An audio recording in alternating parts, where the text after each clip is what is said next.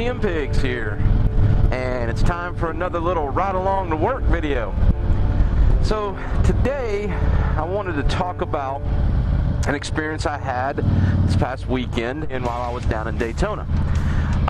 Fantastic trip, by the way. I'm not going to talk a whole lot about it because I just started reviewing all the video and trying to figure out what I'm going to do with it. I'm not going to go into great detail about the trip. Other than this, I had a little problem on Saturday and I had a couple hours on my hands, so I went over to the international, or the raceway there in Daytona, and they had some vendors and stuff set up. And I figured I'd walk around, give me something to eat before I had to check out of my hotel. I had a late checkout. So I go over there, I walk around for about an hour, and I come back to the bike, and just to paint the picture for you, it is like 90-something degrees in a NASCAR parking lot, so there's no shade. Find new LMA, so I sit down on the bike. Now, I do not have a key fob for this bike. It is very minimal, not a lot of bells and whistles on her, which I like it that way. But what I have to do when I park my bike, since I don't have a fob, I actually use the lock down here on the ignition switch. I very seldom lock the forks.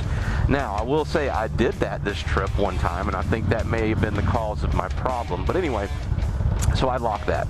So I come back, pull my key out, I hit unlock, and I go to ignition, and nothing happened. No fuel pump prime, no lights on my dash, nothing. Why didn't I immediately think electrical problem, battery, so forth, so on? I've been there and done that and got the t-shirt, so I am very cautious with electrical problems. I will never own another motorcycle that does not have a voltmeter.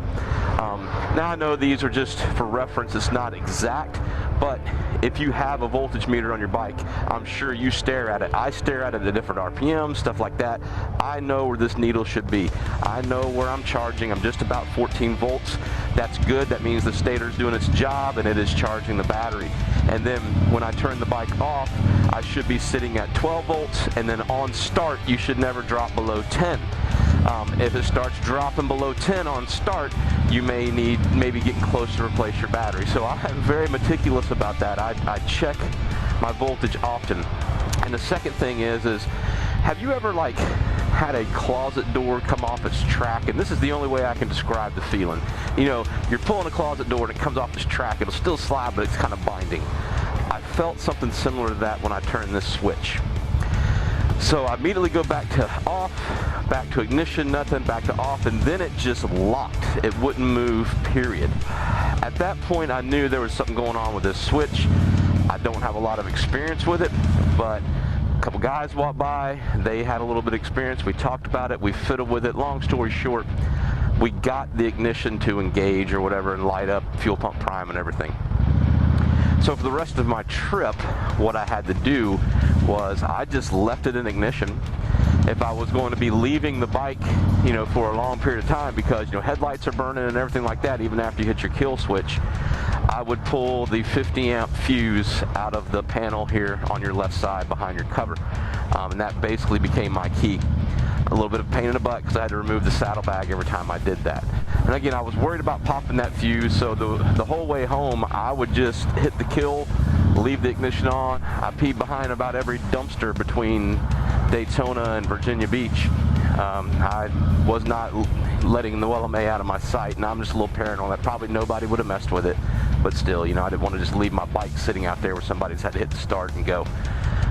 And then when I stopped for the hotel tonight, I pulled that fuse. Coming home, thinking, what is this going to cost me? How, blah, blah, blah. I might have to replace the whole ignition assembly, so forth, so on.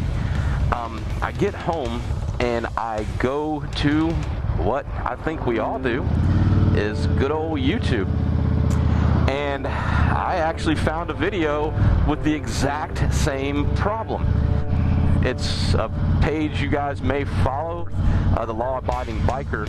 He does have a lot of free content, and it just happened to be the same problem that I was having on this bike. So what I'm going to do, a little different than I typically do with my moto vlogs on, the ride along to work. I'm gonna cut into the garage. I came back to the bike, I put the key in, I went to unlock, and then I went to ignition, and as you can see, nothing's lit up. Even when I go to accessory, nothing happens.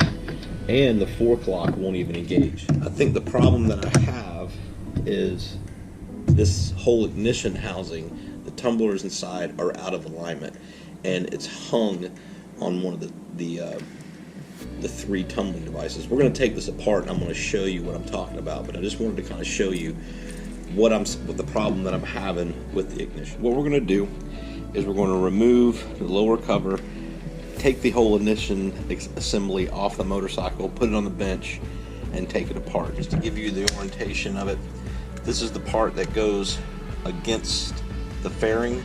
This is the way it faces you. Here we go. And you can see now I'm locked in place. Get that released to release it back. But at that point, I should be able to insert the key, push on that, turn that, and lift this out. But as you can see, it will not come out.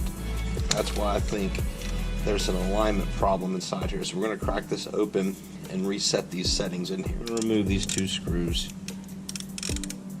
That pop loose pretty easy.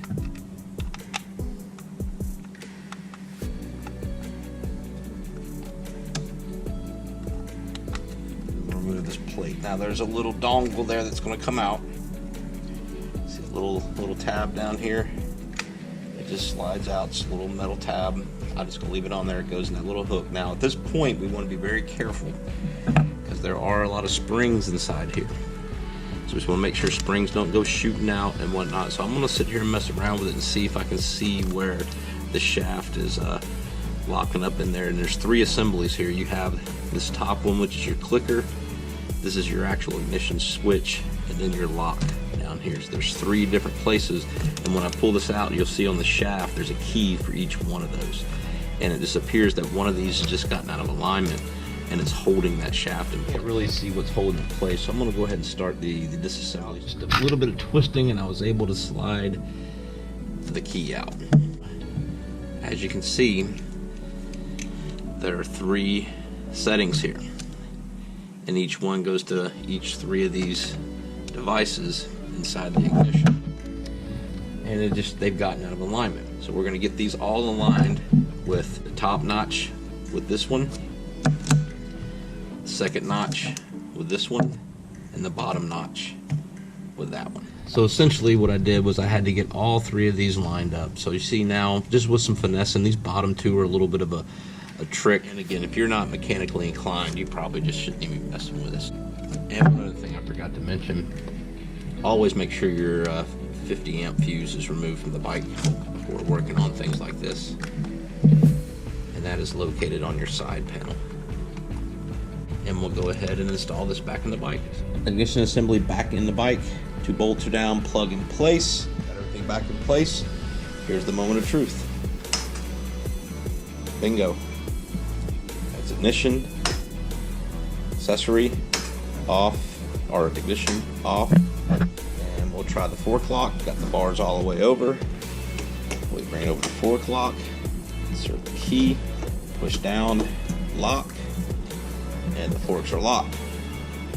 Key back in, push down, unlock, and ignition. So one thing is, I'm not going to take credit for this. I did find how to do this on YouTube, on the Law Abiding Bikers site. He had a video on it, a lot more detailed, a lot more professional than mine. But that's the gist of it. It was out of alignment. I took a gamble. I broke it apart. I got the tools. It was pretty simple. Just took a little finesse and got everything lined back up.